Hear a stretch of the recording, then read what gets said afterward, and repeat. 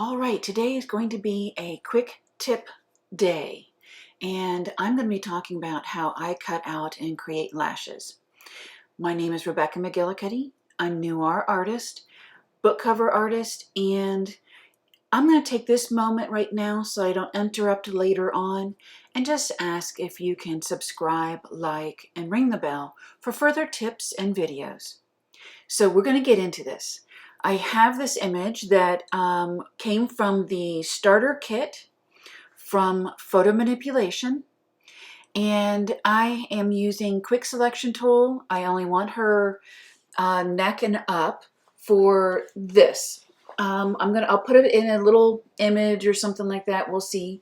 But I just want to use this much for the tip tutorial. So right now I am in quick selection. I've made a few adjustments on this side.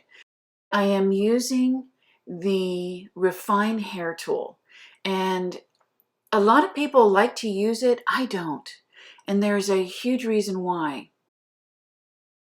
Doesn't matter how many times I go in and fix and go in and try. I use remove, I use add. This is the type of effect I get where I lose the lashes and even skin. So I put everything back in and I'm cutting it all out individually. I'm zoomed in, and if you look at my brush size, it's on 1. So my tip is really, really tiny. I'm really, really zoomed in. You're going to see that not only am I adding the lashes or cutting around the lashes, but I'm adding the eye back, which refined hair removed. So this is what it looks like with a black background, so you can see what I'm doing.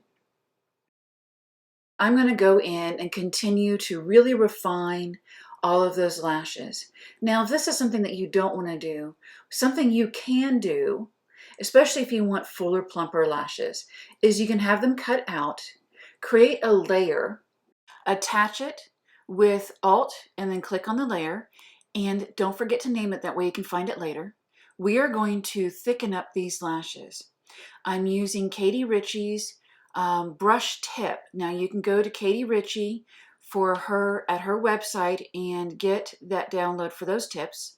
I will link it below. And then I'm going to go in and color over where these lashes are. Makes them nice and thick.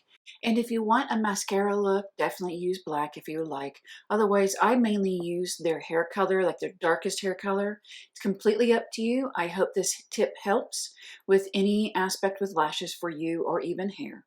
Thanks for joining me.